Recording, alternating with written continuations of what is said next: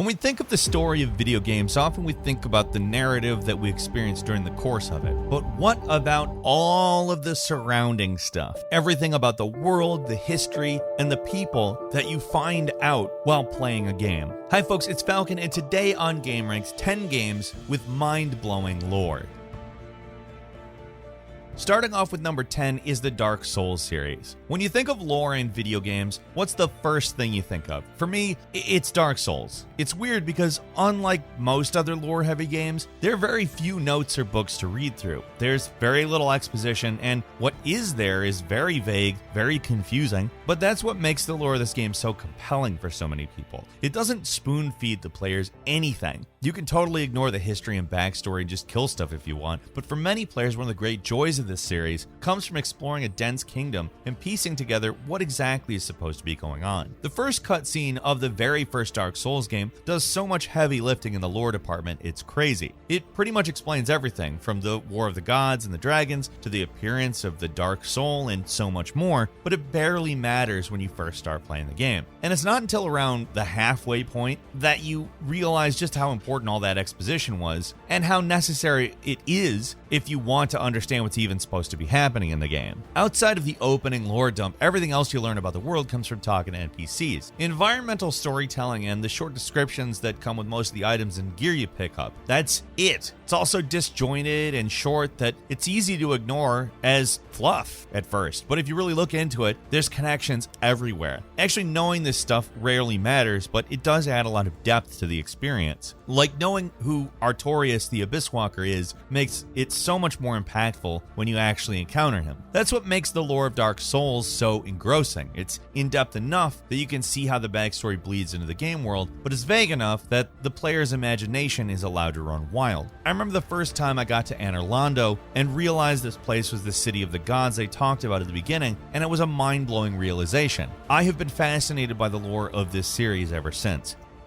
At number 9 is Mass Effect 1 through 3, and how Mass Effect handles lore is about as far from Dark Souls as possible. It's clear, it's well explained, and it's easily accessible from an in-game encyclopedia. And it's not necessarily as mind-blowing because of how mysterious it is, though there are some pretty interesting mysteries in the backstory, but the reason I think it's so great is it's just well made. The world of Mass Effect is a really great sci-fi universe with a lot of interesting things going on in it. Pretty much every species in the game has something interesting about them, whether it's their politics or their relationships or more mundane stuff like their life cycles and diets. Clearly a ton of time was put into creating this world, and all that backstory and lore does a lot to make the story of Mass Effect seem like more than just another cookie-cutter sci-fi shooter. Say what you want about the actual stories of these games, but all the history and backstory they've imbued into every race and character just adds so much to this game. And being able to access it all by opening the in-game encyclopedia is just awesome. You can spend hours just digging through the codex, and it is actually really enjoyable to do so. The information is concise but detailed, and the narrator combined with the relaxing background music really only adds to the experience. This is a series where it's fun to learn the backstory, and they do a great job incorporating all that lore into the game as well. Stuff like the Genophage and the Geth-Quarian conflict play a huge part in the story, and if they didn't do such a good job setting everything up, then I doubt most players would really be that invested. Even after the incredibly divisive ending to Mass Effect 3 and the disappointment of Mass Effect Andromeda, people are still hyped for Mass Effect 4, and a big reason why is the lore and universe BioWare created. It's beloved for a reason, and hopefully they're able to get things back on track for the next game.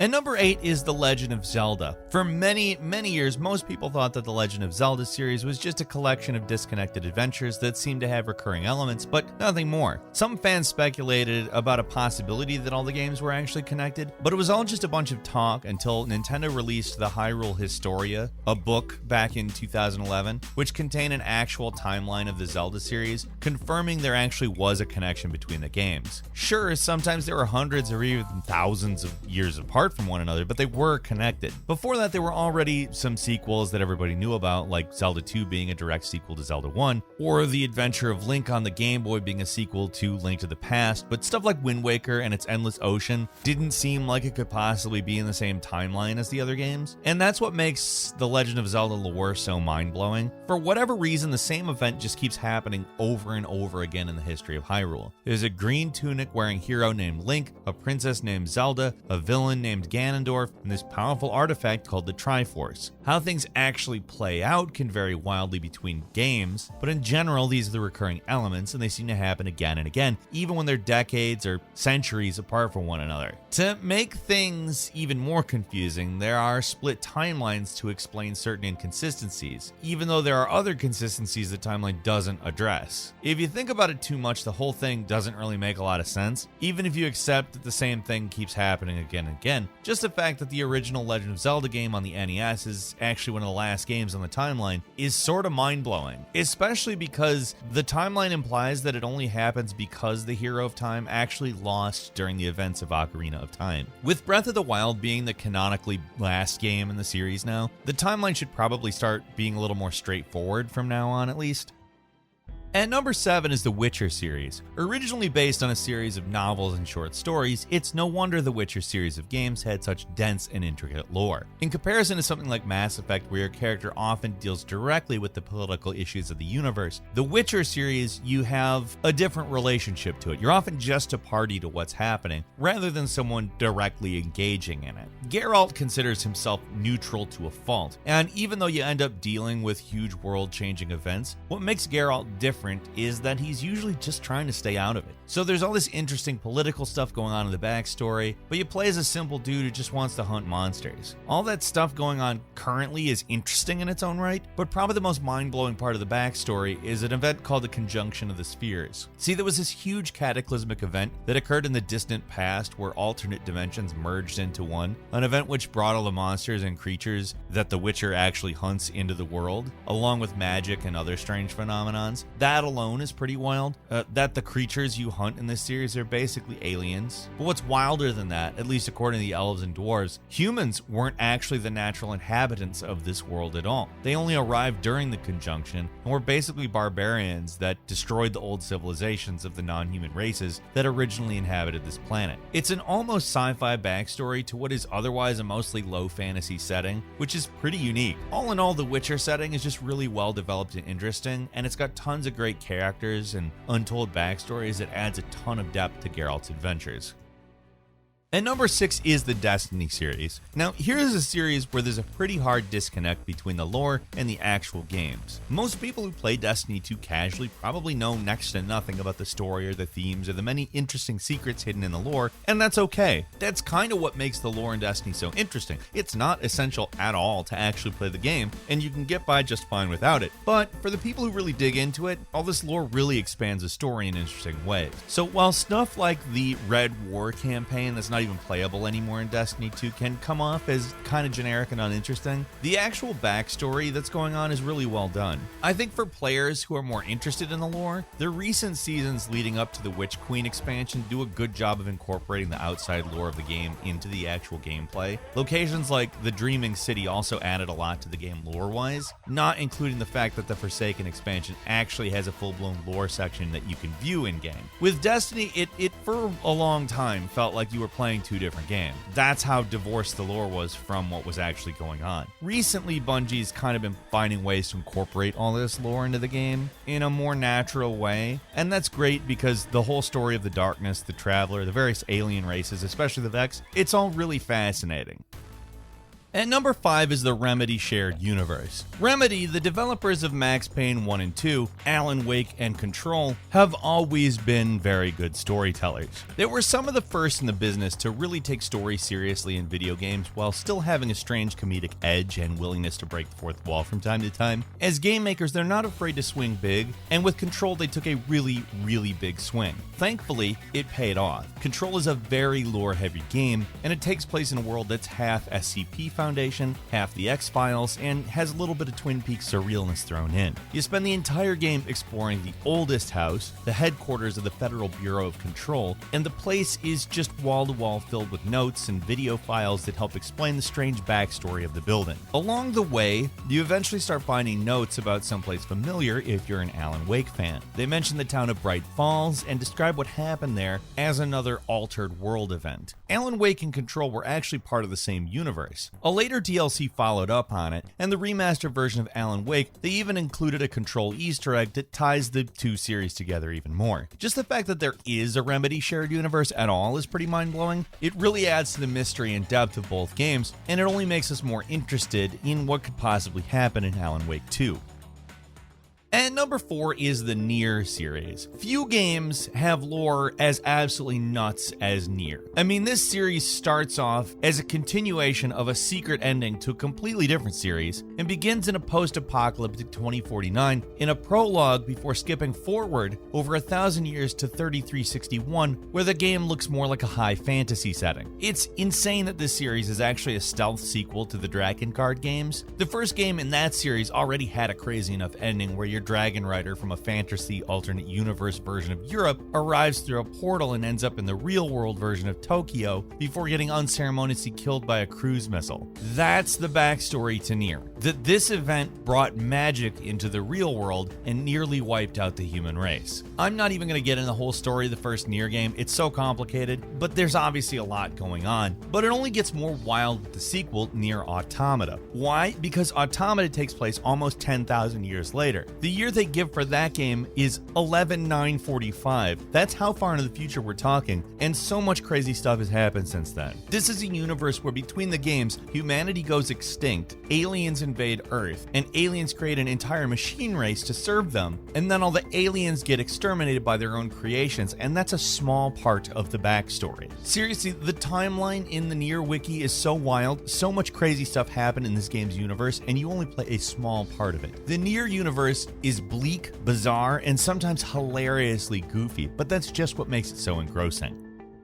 And number 3 is the Kirby series. If there's one series I never expected to find deep lore for, it is this one. Yeah, we're talking about Kirby, the game series where you control a little pink ball and suck up enemies. For whatever reason, these games have some of the most complex lore of any Nintendo series. Also, it's something that's so easy to miss if you're just playing these games casually. But if you're a longtime fan of the series, then it's hard not to notice the certain little details that gets called back in future games. I was pretty late to the game on this one, actually, but the point where I realized there was some serious lore going on was in Planet Robobot. At the end of that game, you face off against this planet-sized supercomputer called Stardream, and when you do enough damage to it, the thing suddenly has a face that looks exactly like the Galactic Nova from Kirby Superstar. Why the developers felt the need to add this kind of lore to the series, I have no idea, but it definitely makes things more interesting. There's so much to find if you really want to look into it, and it's surprisingly dark and strange. The fact that Kirby has lore at all is kind of mind-blowing, but there's actually a lot of it, and it's so hidden, it only makes it more interesting to try and hunt down.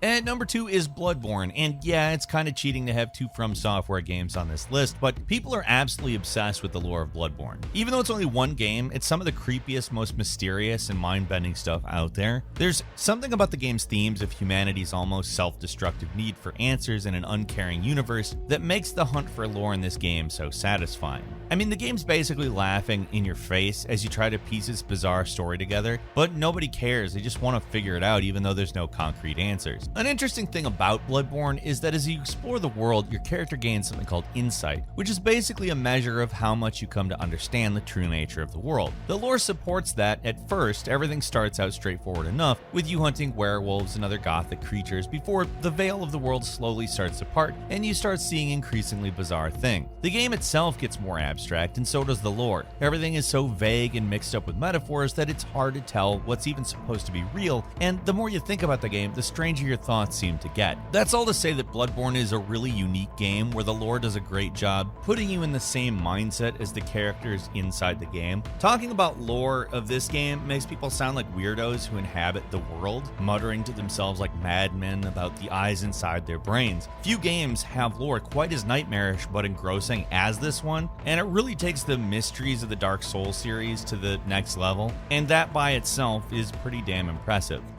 And finally, at number 1 is the Elder Scrolls series, especially the really weird older stuff. Like, come on, did you really think we'd leave the Elder Scrolls series off this list? No other series has lore as deep, as complex, and as numerous as this series. It's a game series with mind-blowing lore for 2 reasons. For one thing, there is a ton of it. There are books everywhere, each one containing multiple pages and often multiple volumes of the same story, so these things can get pretty damn long. The amount in Skyrim itself is nuts. There are 820 unique pieces pieces of literature lying around, with 307 books that are purely for lore, and that's one game. On word count alone, the Elder Scrolls series dwarfs anything else out there. But it's not just the amount or the quality, though most of it is great and pretty well written, but it can also be pretty crazy when it wants to be. There are so many mind-blowing little tidbits you can discover on your own, like the fact that the two moons aren't actually moons, but the remains of a dead god, and the fact they look like moons is our mortal perception can't actually fathom their true forms. That's actual lore from the series. Another crazy one, if you've played these games, you know about the Dwemer and their robots, which can still be found in ancient ruins all over the place. But did you know that there is even more advanced stuff in the lore? Like things called sunbirds, which were literally made from the sun and could travel into space and gather celestial minerals. Like that's a real thing in this world. This is a series with a concept where you can basically become the one from the Matrix called Chim. It's nuts. If you want to get really esoteric with your Elder Scrolls lore, look at anything written by Michael Kirkblade for Morrowind, especially the 36 Lessons of Vivek, which are just trippy as hell. The Elder Scrolls series has everything you could possibly want with the lore. It's deep, it's well written, and there's tons of it, and it can be absolutely nuts when it wants to. That's all for today. Leave us a comment. Let us know what you think. If you like this video, click like. If you're not subscribed, now's a great time to do so. We upload brand new videos every day of the week. Best way to see them first is, of course, a subscription, so click subscribe. Don't forget to enable all notifications. And as always, thank you very much for watching this video. I'm Falcon. You can follow me on Twitter @FalconTheHero. We'll see you next time right here on GameRanx.